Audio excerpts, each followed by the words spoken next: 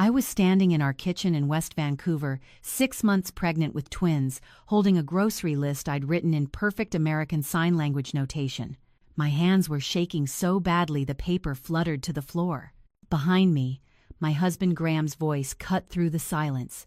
Actual spoken words, clear and confident. "Eleanor, we need to talk. I can hear you. I've always been able to hear you." I'd spent the last 2 years communicating with my husband entirely through sign language, notes, and text messages. 2 years of learning ASL until my fingers cramped. 2 years of advocating for accessibility, of fighting with restaurants that wouldn't accommodate us, of leaving my thriving interior design career because client meetings were too complicated with interpretation. 2 years of building what I thought was the most meaningful relationship of my life based on patience, dedication, and deep understanding. And in one sentence, it was all a performance. Let me back up. I need to explain how I got here, to this moment in my kitchen with my entire world fracturing around me. I was 33 years old and profoundly single when my mother staged what I can only describe as an intervention. We were at her house in Kitsilano for Sunday dinner. Me, my older sister Patricia, who had 3 kids and a husband who coached Little League, and my younger sister Margaret, who'd just gotten engaged to a dentist. My mother served her famous butter chicken and then served me up as the main course. "Eleanor, darling, you know I love you," she began, which is how all terrible conversations start. But Patricia's eldest is already 12. You're going to be 40 before you know it. Don't you want a family? Don't you want someone to grow old with? I'd heard this speech approximately 17 times in the past 2 years, each time with increasing urgency. "I have a career, Mum. I have friends. I have a life. You have a condo and a drafting table," she countered. "You're always working. When was your last date? When did you last even try?" Patricia, ever helpful, chimed in. "There's nothing wrong with being focused on your career, Elle, but Mum has a point. You're not getting any younger. The dating pool gets harder in your 30s. I wanted to scream. I wanted to throw butter chicken at both of them. Instead, I smiled tightly and said I was perfectly happy, thank you very much, and could we please pass the naan? But the conversation burrowed under my skin like a splinter. On the SkyTrain home, I found myself studying the couples around me, young ones giggling together, older ones sitting in comfortable silence. Was I missing something fundamental? Was there something wrong with me for being content alone? I was still thinking about it 3 weeks later when I attended the Vancouver Real Estate Development Summit. My firm had been hired to design the interiors for a new mixed-use development in Olympic Village, and I needed to network with potential contractors. I wasn't looking for anything personal. I certainly wasn't looking for a husband. Graham Sutherland was giving a keynote speech about sustainable urban development. I noticed him immediately, not because he was handsome, though he was, in that distinguished way some men achieve in their late 30s. Graying temples, strong jawline, expensive suit worn with casual confidence. No, I noticed him because of how he presented. He didn't speak. His presentation was entirely visual, stunning architectural renderings, data visualizations, and occasional title cards. An ASL interpreter stood beside him, translating for the audience, but Graham himself remained silent, occasionally signing to the interpreter for clarification. The presentation was brilliant. His development philosophy centered on creating spaces that serve diverse communities, including those with disabilities. He spoke, or rather signed, about universal design principles, about buildings that didn't just accommodate differences, but celebrated them. During the networking reception afterward, I watched him from across the room. People approached him hesitantly, unsure how to communicate. Some tried sign language, fumbling awkwardly. Most just smiled and nodded and moved away quickly, clearly uncomfortable. I surprised myself by walking over. I didn't know much ASL then, just basic fingerspelling from a weekend workshop I'd taken years ago for a client project. But I spelled out my name slowly, Eleanor.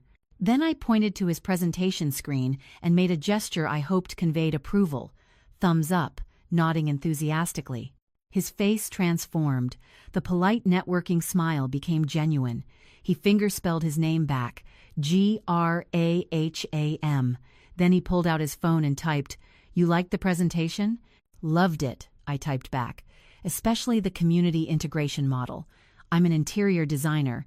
I work on projects like this. We spent the next hour typing on our phones, passing them back and forth. He explained that he'd lost his hearing gradually over 18 months due to Meniere's disease, a disorder of the inner ear. By the time he was 28, he was profoundly deaf. He'd learned sign language, adapted his business, and built what became one of the most successful sustainable development firms in Western Canada. Most people get uncomfortable, he typed. They don't know how to talk to me. They assume I'm less competent. You didn't do that. Why would I? I typed back. Your work speaks for itself. Or, well, you know what I mean. He smiled at that. Actually smiled, not the polite version. It did something to his whole face, made him look younger, more approachable. We exchanged business cards.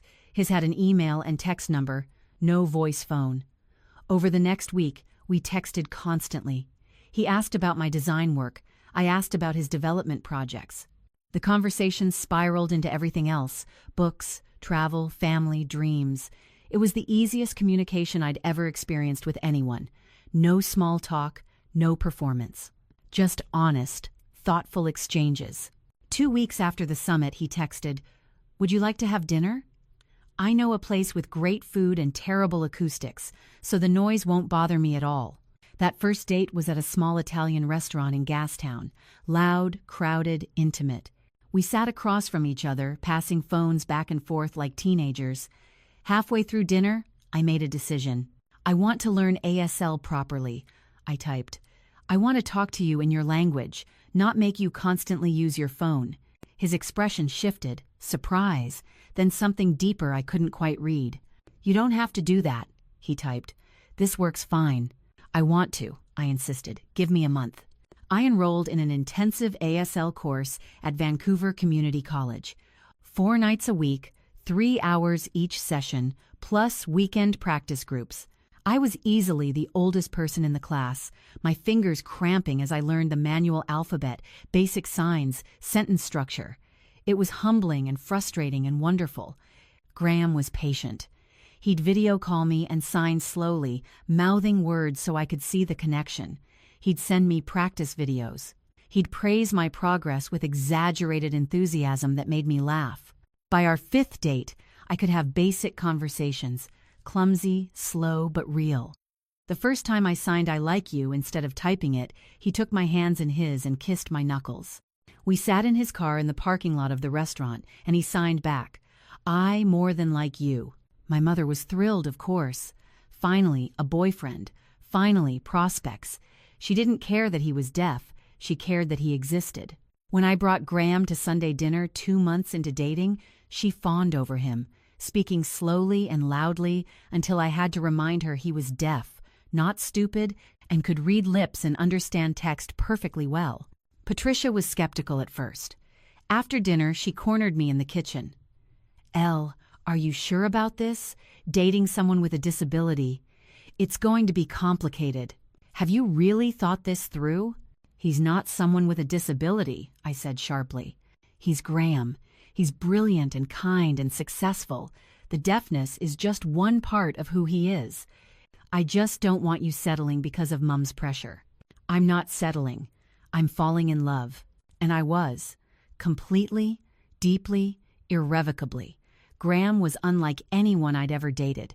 He listened, really listened, in a way hearing people often don't. Our conversations had weight because we couldn't multitask through them. When we were together, we were entirely present with each other.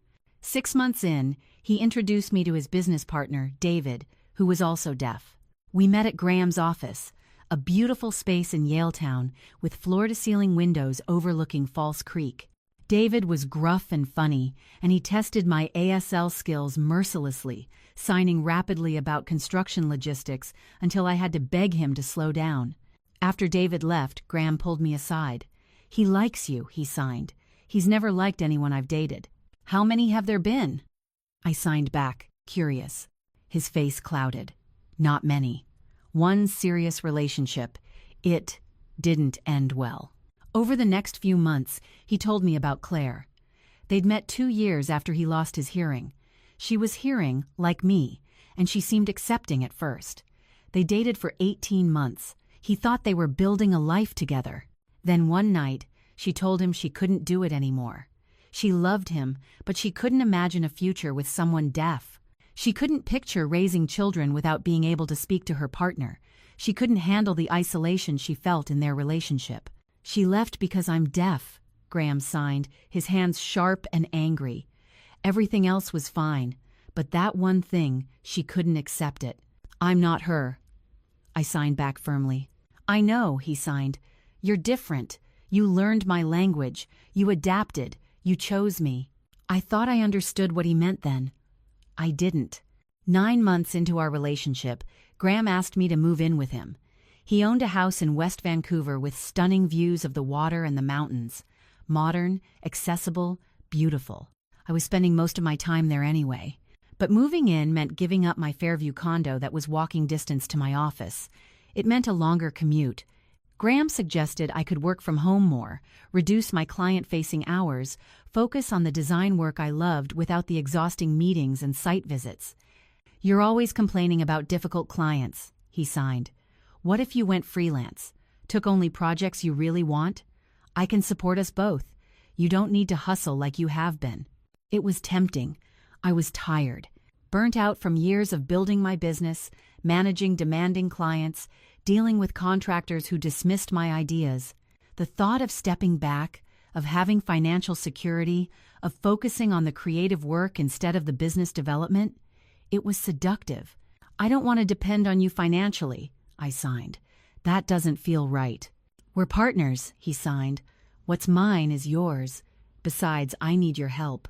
I want to incorporate more universal design principles into my developments. Work with me.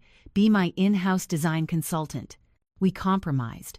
I went part-time at my firm, working 3 days a week from home, and took on consulting projects with Graham's company. I moved into the West Vancouver house. I gave up my condo. Looking back now, I can see how carefully he'd engineered my dependence. At the time, it felt like love, like partnership, like building a life together. 14 months after we started dating, Graham proposed.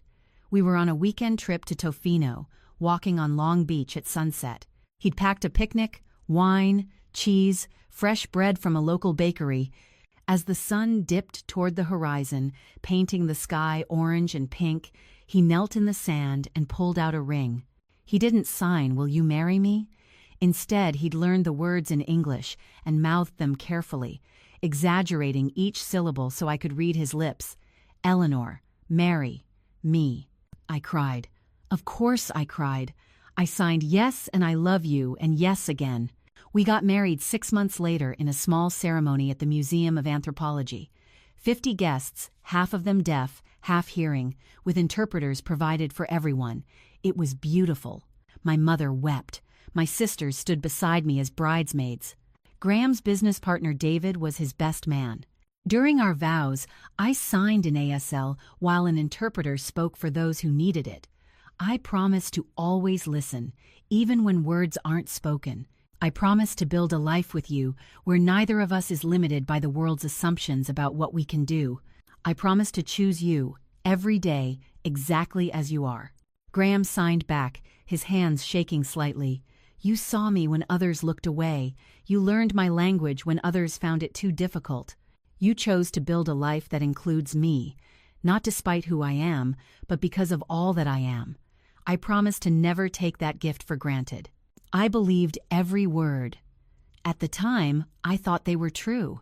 We honeymooned in Italy, Venice, Florence, Rome. It was magical in unexpected ways. Graham had traveled extensively and knew how to navigate foreign countries as a deaf person.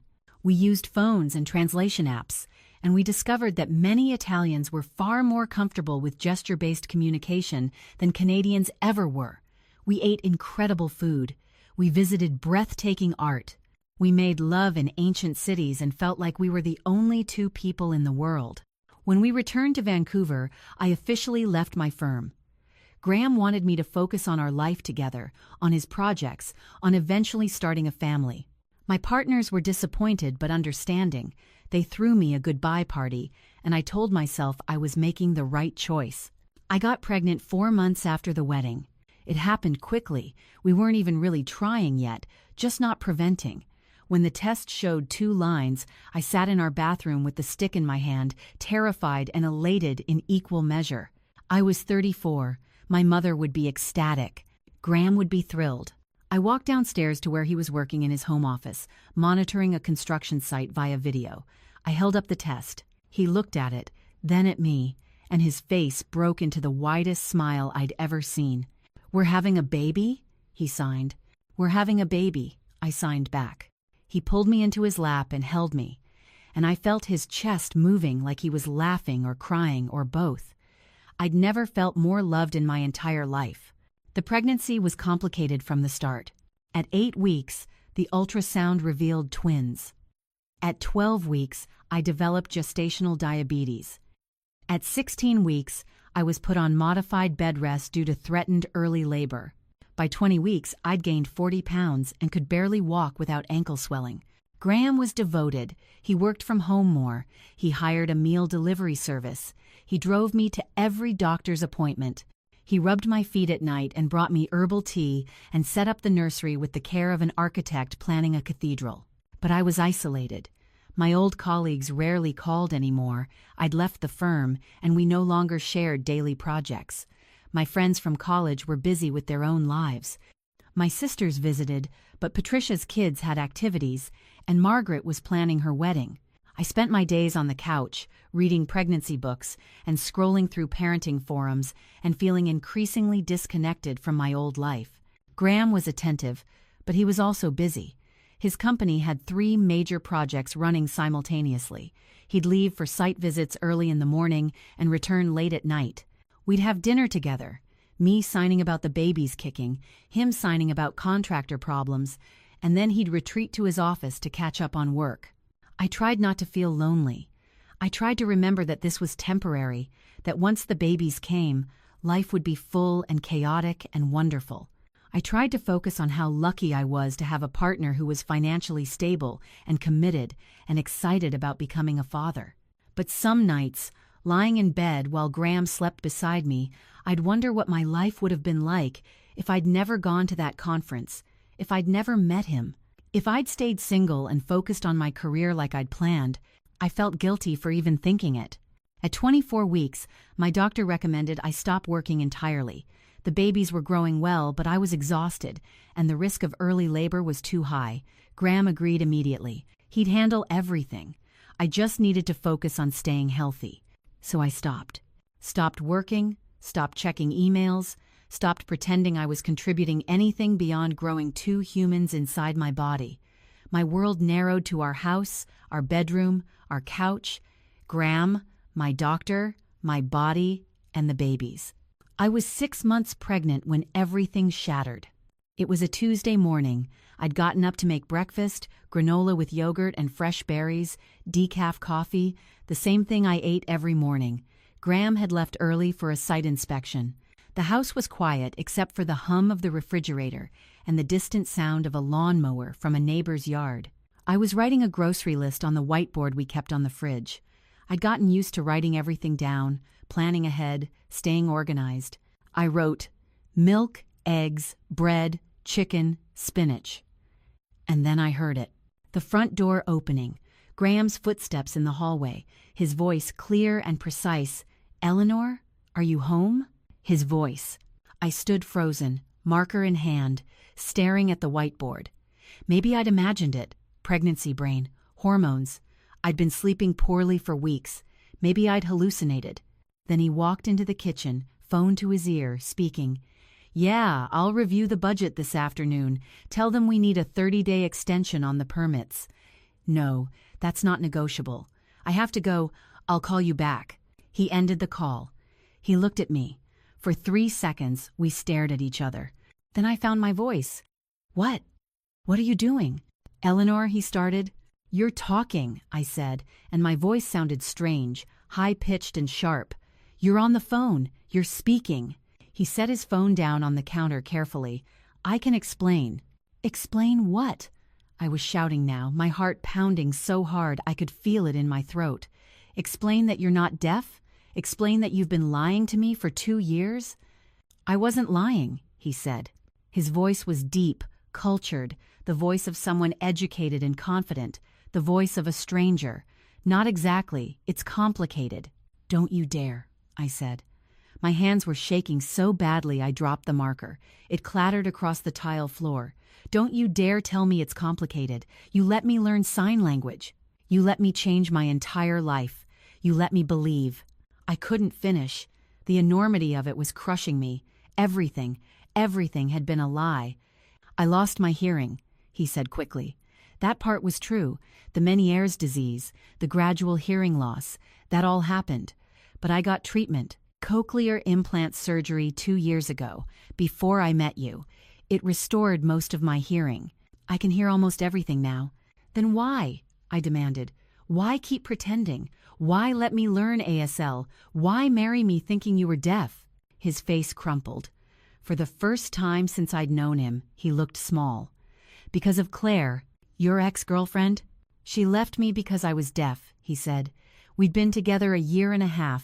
I thought we were in love. I thought she accepted me. Then one night she told me she couldn't do it.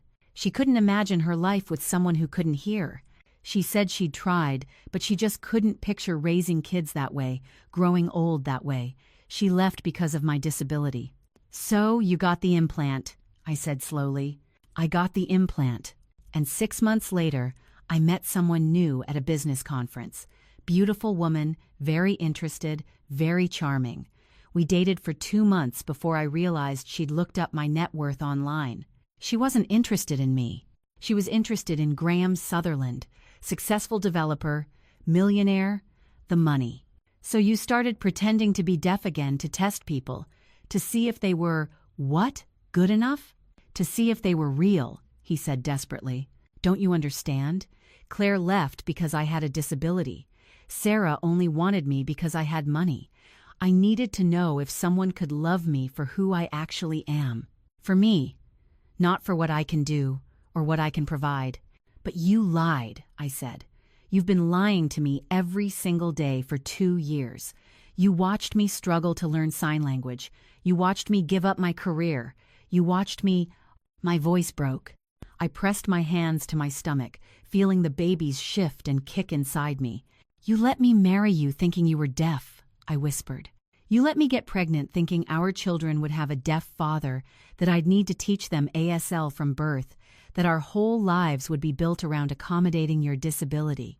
And it was all fake. All of it. My feelings weren't fake, Graham said. He stepped toward me, and I stepped back. Eleanor, everything I feel for you is real. You're the only person who ever saw past everything else. You didn't care that I was deaf. You didn't care that I had money. You just loved me. That's what I needed to know. Get out, I said. What? Get out of this house. Get out right now. Eleanor, please. Get out! I was screaming, crying, shaking so hard I had to grip the counter to stay upright. You lied to me. You stole 2 years of my life. You made me give up everything based on a lie. How am I supposed to trust anything about us? How do I even know you actually love me, or if this is all just some sick experiment? It's not. I said, get out. He left, grabbed his keys, grabbed his wallet, walked out the front door without another word. I heard his car start, heard him drive away. Then I sank to the kitchen floor and cried until I couldn't breathe. I don't remember much of the next 48 hours. I know I called my sister Patricia, sobbing so hard she couldn't understand me. She came over with Margaret. They found me on the bathroom floor, still wearing the same clothes, face swollen from crying. They helped me into bed.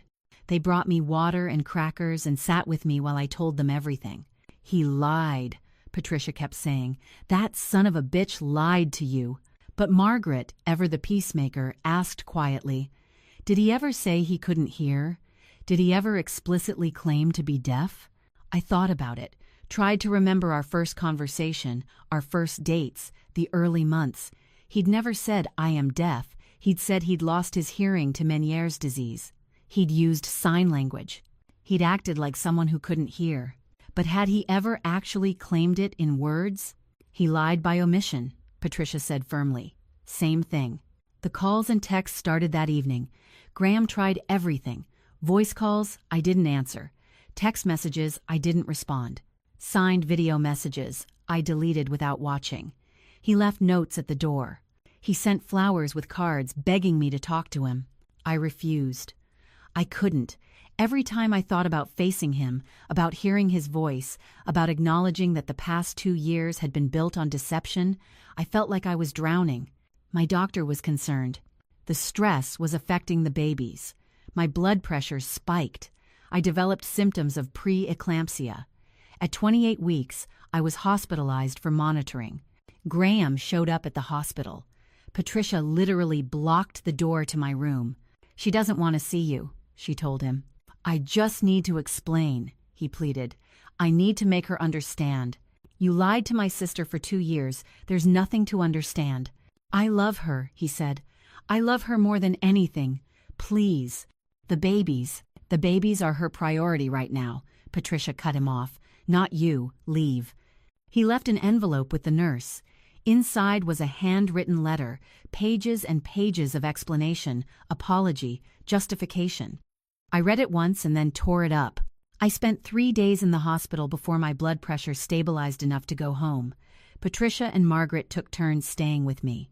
My mother came too, though she mostly fluttered around making tea and wringing her hands and muttering about that man who'd done this to her daughter. On the 4th day, my doctor sat down beside my hospital bed. Eleanor, she said gently, I know this is incredibly difficult, but you need to think about your babies. This level of stress isn't sustainable. You're at risk for early labor, and your blood pressure is dangerously high. You need to find a way to manage your emotional state. How? I demanded. How am I supposed to manage when my entire marriage is a lie? Therapy, she said. Please. For your babies, if not for yourself. So I started therapy. Dr. Sarah Chen, a psychologist who specialized in relationship trauma and prenatal mental health. 3 times a week, I sat in her office and tried to untangle the mess of my feelings. Let me ask you something, Dr. Chen said during our 2nd session. When you married Graham, what did you love about him? Everything, I said. His intelligence, his kindness, his dedication to his work, the way he made me feel seen and valued. His deafness? She asked quietly. I paused. No, not his deafness. His deafness was just part of him, something we navigated together. Did you marry him because he was deaf? Of course not. Did being deaf make him less attractive to you? No. If anything, I stopped, realizing what I was about to admit.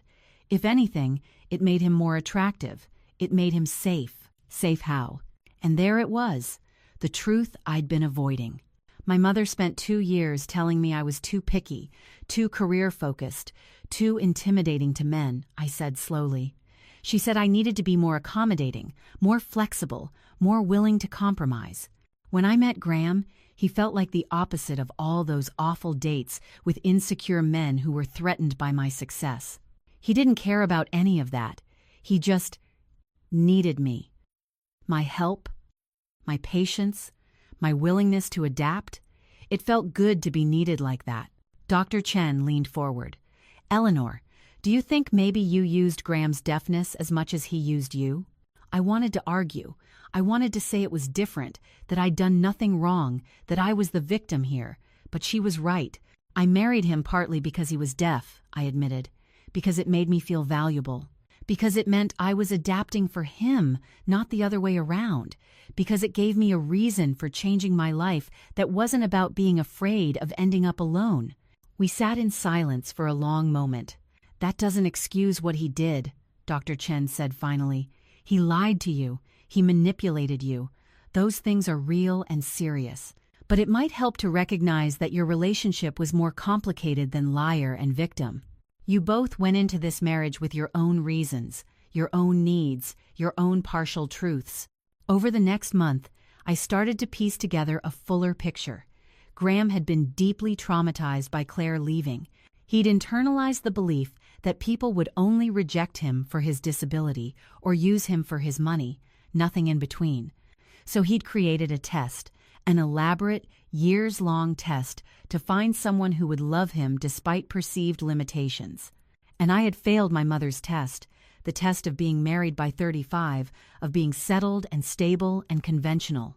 So I'd found someone whose needs made my life changes seem noble instead of desperate. We'd both been using each other, in different ways.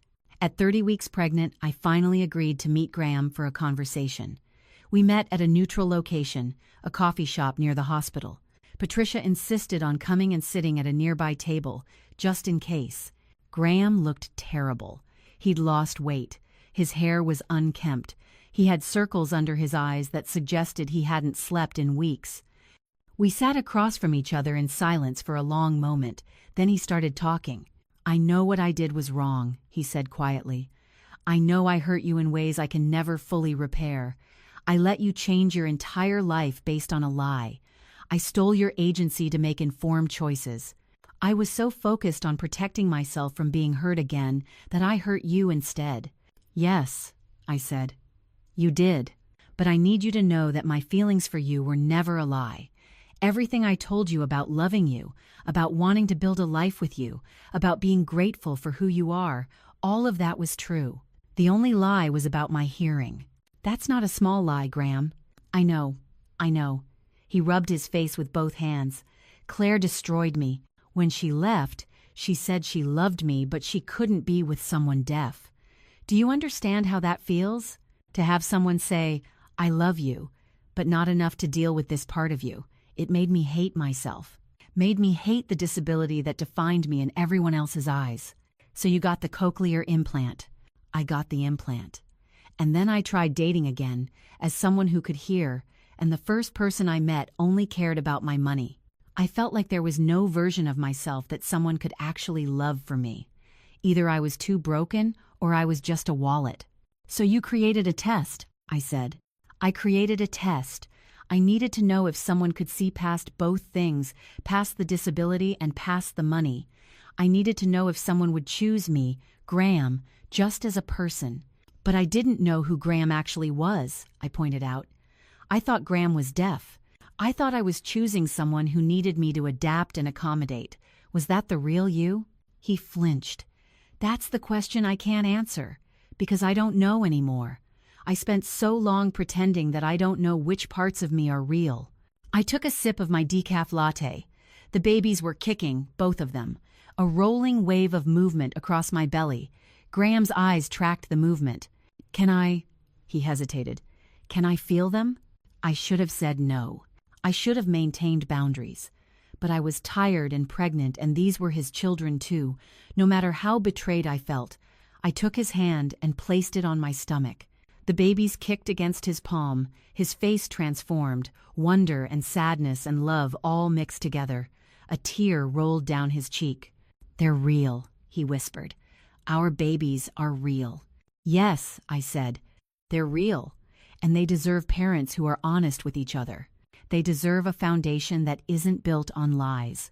"I know. I want that too.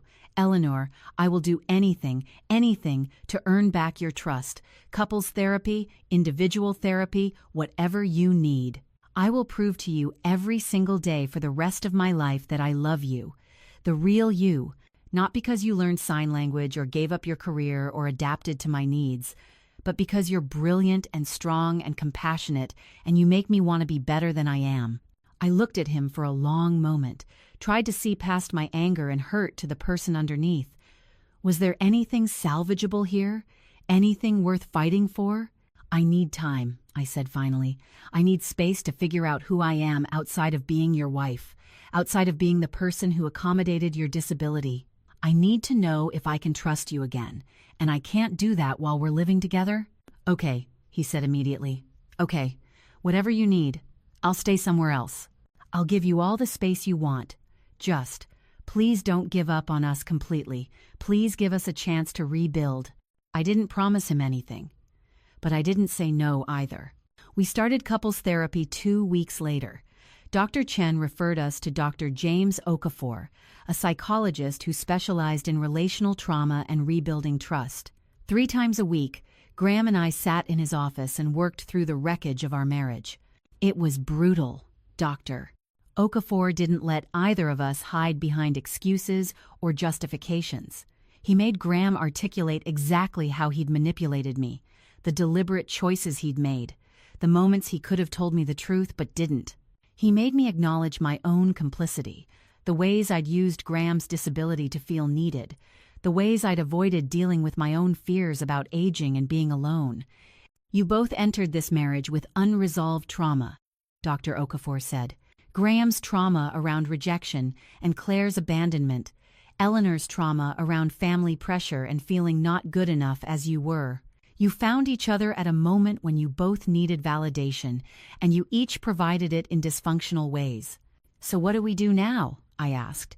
"Now you decide if you want to build something real," he said.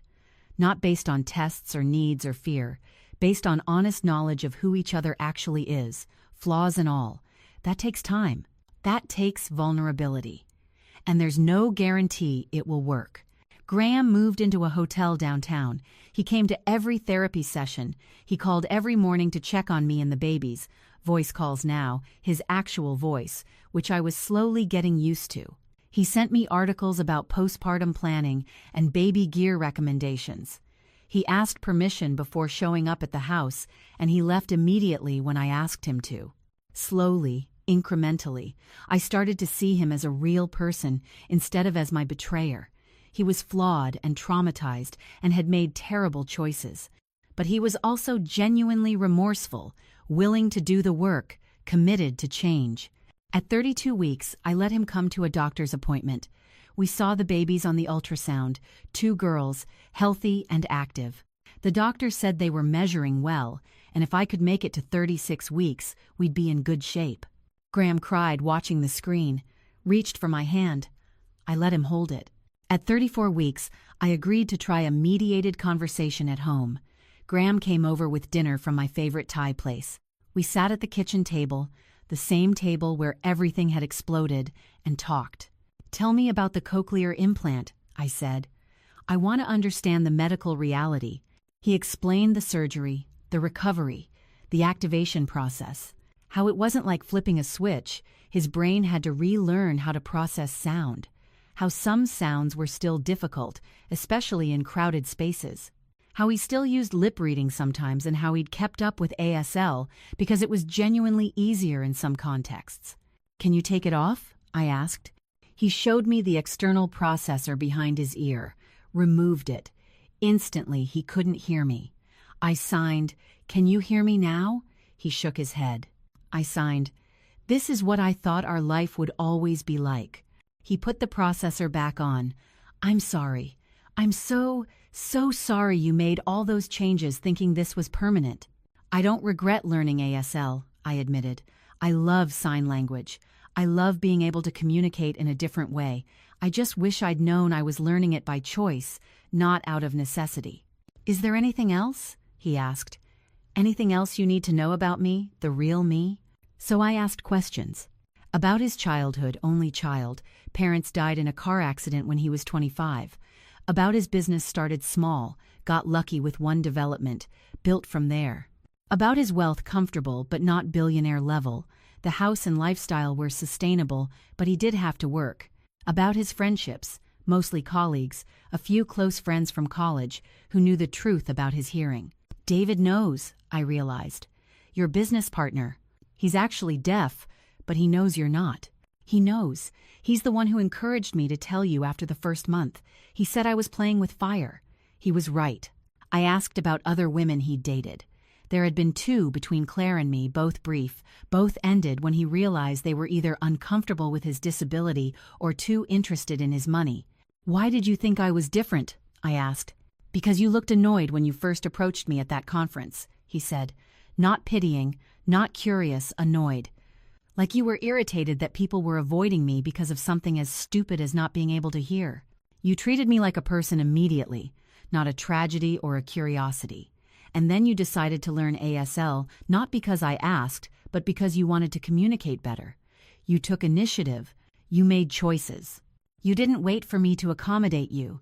You accommodated yourself." I thought about that. It was true. I had been annoyed at that conference. Annoyed at people's discomfort, their awkwardness, their inability to see past one characteristic.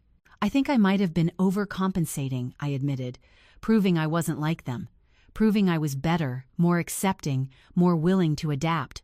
Maybe. But you were also genuinely kind, genuinely interested. You asked about my work, not about my hearing. You wanted to know my thoughts, not my tragic backstory. We talked for 3 hours that night. When he left, I felt exhausted but slightly lighter, like maybe there was a path forward, even if I couldn't see it clearly yet. The babies came at 37 weeks. My water broke at 2 a.m., and I called Graham from the hospital. He arrived within 20 minutes, breathless and terrified. Patricia and Margaret came too, but I asked them to wait outside when it was time to push. "I want him here," I told Patricia when she protested. "He's their father. Whatever else is true, he's their father." 12 hours of labor. 2 beautiful, healthy baby girls. Olivia arrived first, screaming immediately. Charlotte came 6 minutes later, quieter and more contemplative. Graham cut both umbilical cords with shaking hands. He held each daughter with the carefulness of someone holding something infinitely precious and infinitely fragile. He cried when they wrapped their tiny fingers around his thumbs. "They're perfect," he whispered. "Eleanor, they're perfect." And in that moment, surrounded by the mess and pain and beauty of birth, I felt something shift. These babies deserved parents who loved each other, not perfectly, not without history or hurt, but genuinely. They deserved a family built on truth. "We have a lot of work to do," I told Graham as we sat together in my hospital room, each holding a sleeping baby. "This doesn't fix everything." "I know," he said softly, "but I'm not going anywhere. I will earn your trust again every single day." The first months with newborn twins were chaos. Sleep deprivation, endless feeding and changing, learning to coordinate 2 tiny humans' needs simultaneously. Graham moved back into the house, into the guest room, but back. We needed all hands on deck, and whatever our issues, he was a devoted father. We kept going to therapy, kept working through the layers of hurt and deception and misunderstanding. Dr. Okafor helped us develop tools for communication, for checking in with each other, for naming when old patterns were emerging. Graham did concrete things to rebuild trust. He gave me complete access to his finances, showed me every account and investment. He introduced me to all his friends and colleagues properly, without the deaf act. He started learning how to be fully himself, without hiding behind any performance. I did my own work too. I started painting again, something I'd loved in art school but abandoned years ago. I took an online interior design course to refresh my skills. I started reaching out to old colleagues about possible collaborations. I worked on separating my identity from being Graham's wife or the twins' mother and reclaiming Eleanor the individual. 6 months after the twins were born, we went away for a weekend without them. Patricia watched Olivia and Charlotte, and Graham and I drove to Whistler. We stayed in a small inn, hiked mountain trails, sat by a fireplace drinking wine. "Do you still love me?" Graham asked on the second night. "The real me? Not the person you thought I was, but who I actually am?" I thought about it honestly. Did I love the man sitting across from me, flawed, traumatized, capable of both deep love and deep deception? "Yes," I said, "but differently. I don't love you the way I did when we first married. That love was based on a fantasy version of us. This love is harder, more complicated, but it's real." "Is it enough?" he asked. "I don't know yet, but I'm willing to keep trying." We renewed our vows when the twins were a year old. A small ceremony, just immediate family, in our backyard.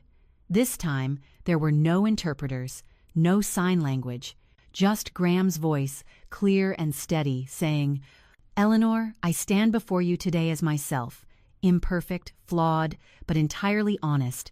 I promise never to hide from you again. I promise to trust you with all of who I am, even the parts I'm ashamed of. I promise to build a life with you based on truth, even when the truth is uncomfortable." I spoke my vows in return. "Graham, I choose you, with eyes wide open. I choose you knowing your capacity for both love and fear. I choose to build a life where we both show up fully, without pretense or performance. I choose to keep choosing you every day, even when it's hard. It wasn't a fairy tale ending. We still had hard days. Days when I was angry about the lost years, about the sacrifices I'd made based on false premises. Days when Graham retreated into old patterns of hiding or testing. Days when we had to actively work to remember why we were doing this. But we had our daughters. We had honesty, finally. We had a foundation that was real. Now, at 65, I look back at that younger version of myself, 33, and desperate for validation, learning sign language in a windowless classroom, marrying a man whose voice she'd never heard. I have compassion for her. She was doing her best with the tools she had. Graham and I celebrated our 30th wedding anniversary last month. Our daughters are 28 now. Olivia is an architect. Yes, I cried when she chose that path. And Charlotte is studying disability rights law. We have a good life, an honest life. Graham still uses his cochlear implant, but we've kept up with ASL as a family. All 4 of us are fluent. It's part of how we communicate, especially when the girls want to talk to each other across a crowded room or when Graham's implant battery dies at inconvenient moments. I never went back to interior design full-time, but I consult on universal design projects and teach part-time at Emily Carr University. I paint in my studio every morning. I have an identity that's separate from being anyone's wife or mother. We're not perfect. We've been to therapy on and off over the years, whenever old patterns start creeping back. But we're real, we're honest, and that, I've learned, is more valuable than any fantasy of perfection. Sometimes young couples ask us for advice. How did we make it work? How did we overcome such a profound betrayal? And I tell them, there's no easy answer. We chose to stay. We chose to do the work. We chose to believe that people can change, that relationships can heal, that truth is worth fighting for even when it's painful. But I also tell them this: don't ever give up your entire identity for another person. Don't ever change your life based on someone else's needs without knowing the full truth. Love should expand who you are, not diminish you. And if someone tests you, if they create elaborate scenarios to see if you measure up, ask yourself, do you want to spend your life proving you're worthy, or do you want a partner who knows your worth without tests? Graham and I got lucky. We did the work. We found our way back to each other through honesty and therapy and sheer stubborn determination. But not every story ends this way. Some betrayals are too deep to overcome. Some relationships aren't meant to be salvaged. I tell people, trust your gut. Do the work if it feels worth it. But don't sacrifice yourself on the altar of someone else's trauma. You deserve better than that. We all do. That kitchen in West Vancouver, where Graham's voice first shattered my world, is still our kitchen. We've remodeled it twice over the years, but I can still stand in that exact spot where I dropped the grocery list and remember how it felt to have everything I believed crack open. I'm grateful for that moment now, not because it was beautiful or meaningful or part of some grand plan, but because it was true. Finally, after 2 years of performance, something true broke through. And truth, painful as it was, gave us the chance to build something real. That's all any of us can hope for, really. Not perfection, not fantasy. Just truth and the courage to face it.